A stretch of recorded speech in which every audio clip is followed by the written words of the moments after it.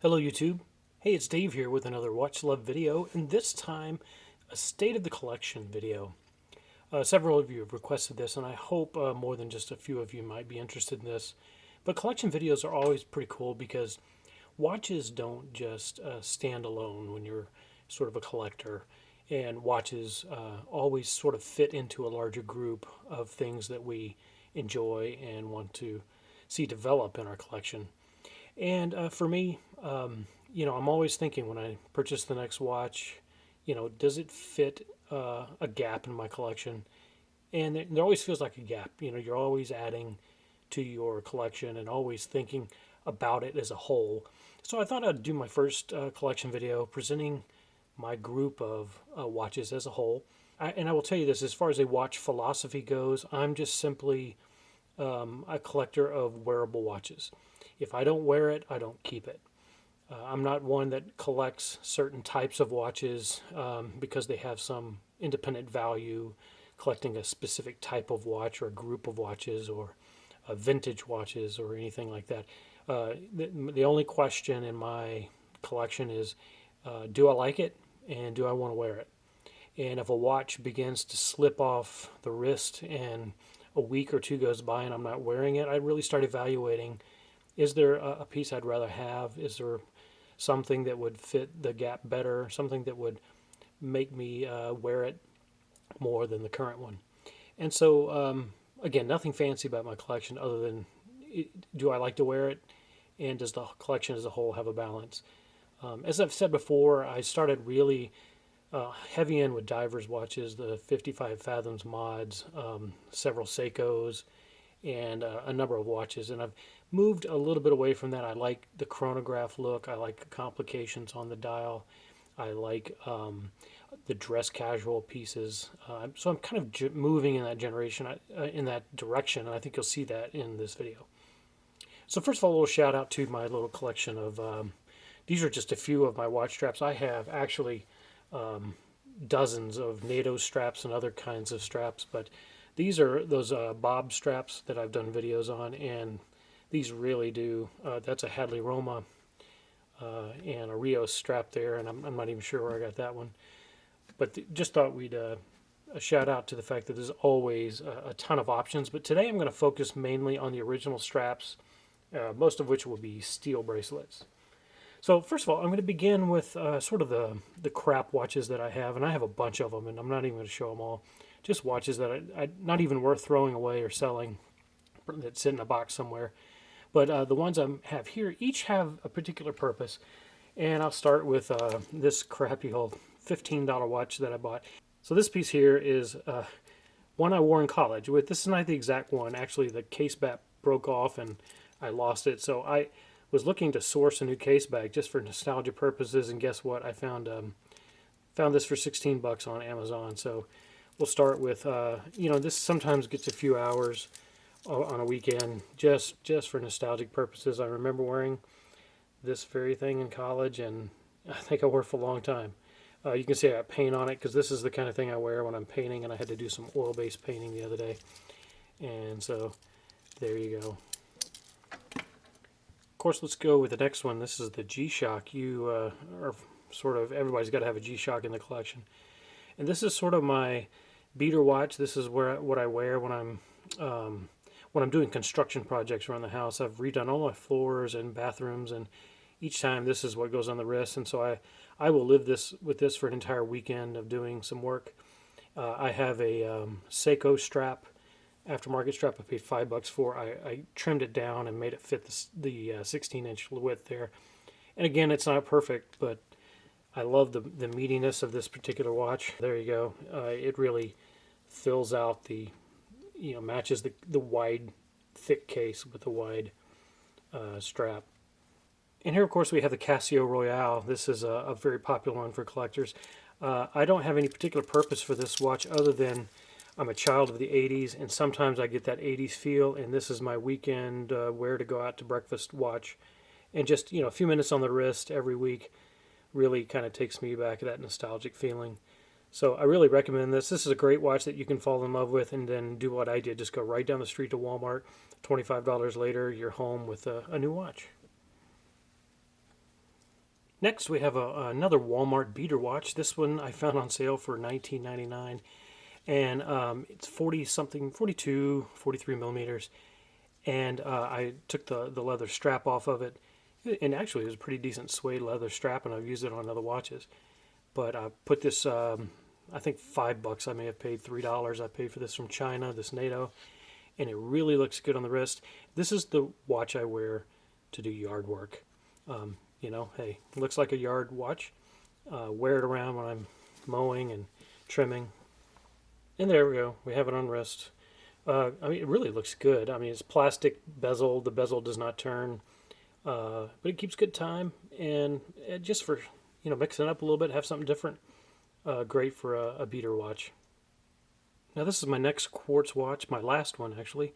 This is the Citizen ProMaster Echo Drive dive watch. I picked this up for $40 off of Facebook Marketplace. Just happened to find a real grainy picture of a bunch of watches, and I saw this buried in there. Just messaged the guy, hey, how much? And he said $40, and I said, deal.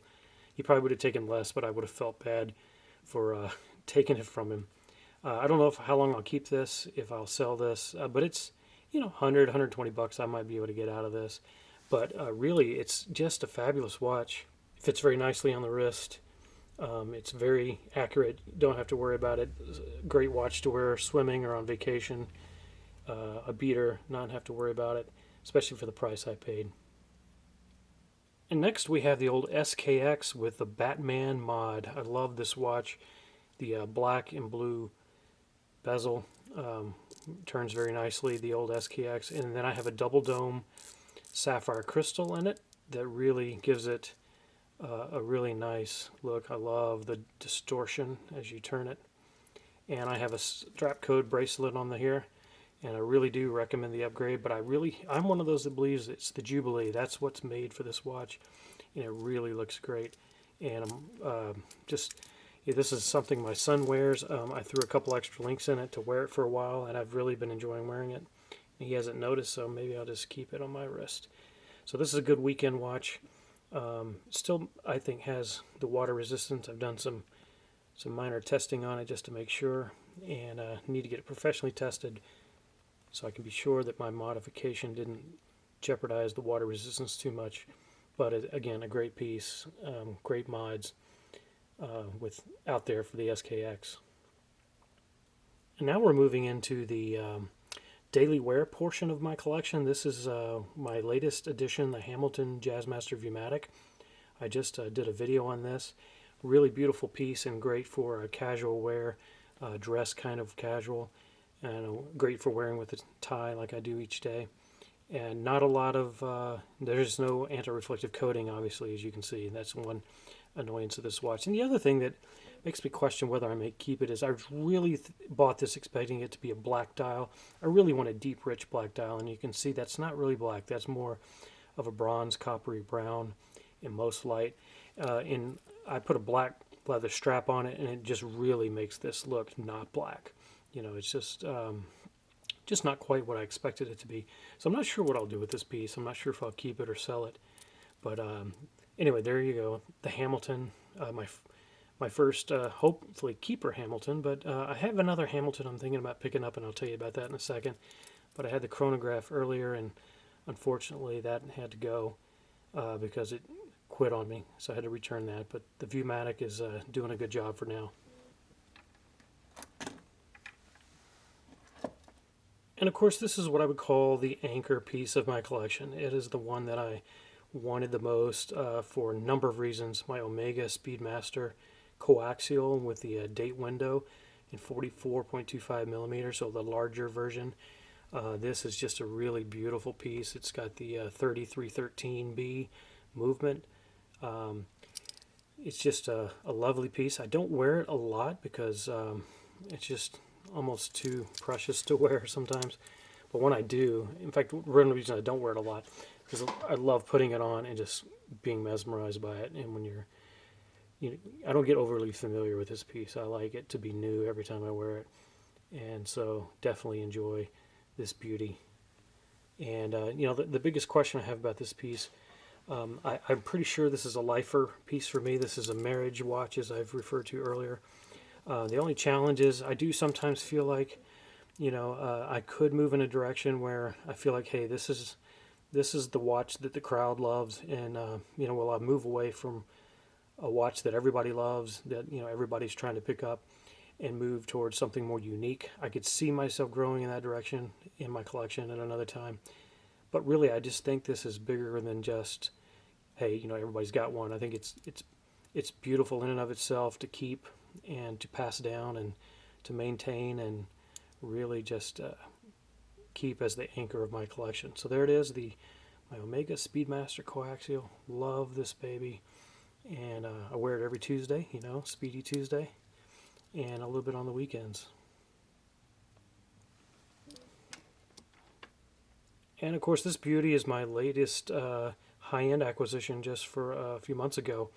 My Omega Aqua Terra in the 42 millimeter with the polished center links, the coaxial chronometer, master chronometer. This thing runs about 1.5 to 2 seconds fast a day, and that's about it. And it doesn't matter how you wear it or whether it's face down, face up, in the box, out of the box, doesn't matter. Keeps great time. I feel like this is just luxury in many ways. It feels like luxury to me when I wear it.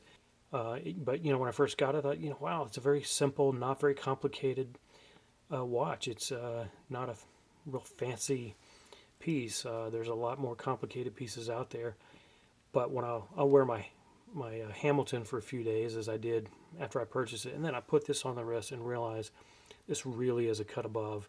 The sparkle, the beauty, the design, and yeah, it's definitely a fingerprint magnet.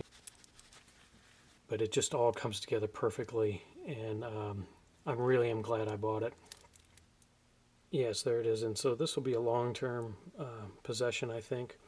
The struggle with a high-end watch like this is you realize what watches you cannot buy because you own, you have so much invested if your watch funds into one watch.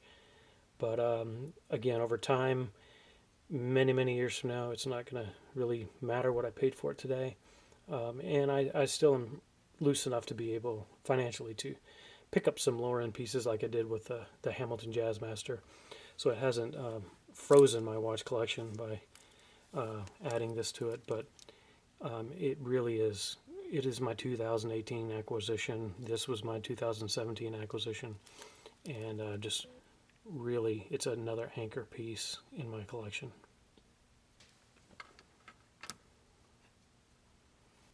And last but not least is my Christopher Ward Trident Pro.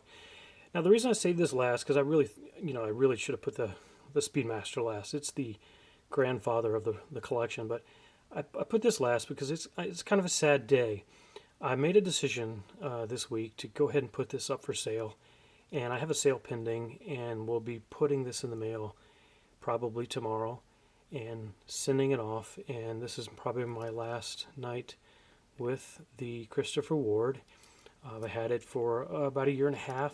It is probably, other than the SKX, it's the longest watch in my collection, and so I really am hoping it will find a good new owner who will love it as much as I did. Now, why am I letting it go?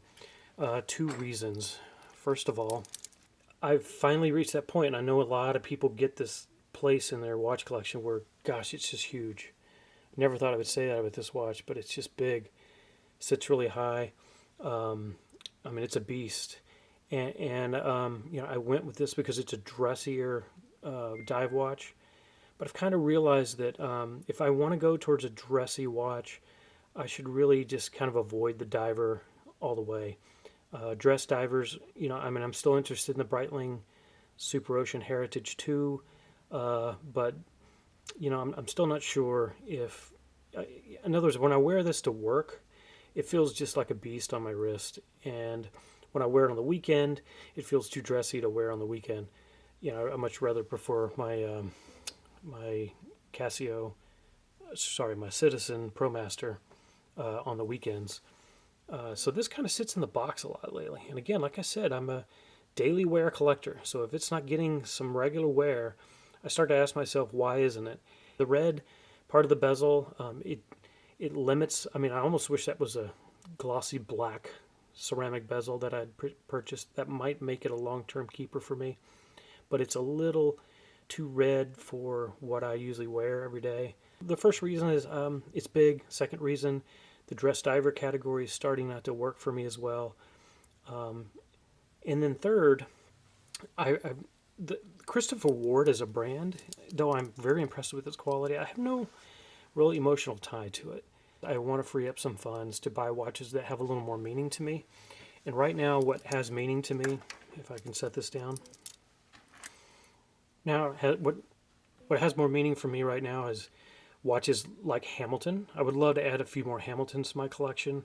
Again, since Lancaster is right down the road, and I'm getting ready to move even a little closer to Lancaster. And just feeling the heritage of a local brand like this that has such great heritage and history. I'm looking at a Hamilton Jazzmaster chronograph in blue, and I'll throw a picture up there for you. And I have one sourced out that I can buy used for a really good price. Got a little bit of wear on it, but it really brought the price down. And I'm thinking about purchasing this with, and then also getting the leather strap that was designed for this watch. So I'll have both the bracelet and the strap. So I've sold the Christopher Ward to free up funds to purchase the Hamilton Jazzmaster chronograph. So that hopefully will be a video coming down the line, coming down the pike pretty soon. So there you have it. That's my collection. About half quartz and about half automatic, and the automatics get the daily wear. The quartz, again, they're great for functionality and when you just need something to fulfill a particular role in a particular thing you're doing. So that's kind of how this works for me. Well, guys, that's the collection for now. I'll try to do this ever so often and talk about watches. So thanks for tuning in. Appreciate all of you that do tune in, and just give me a like. That's all I need, and I will see you guys down the road. Take care.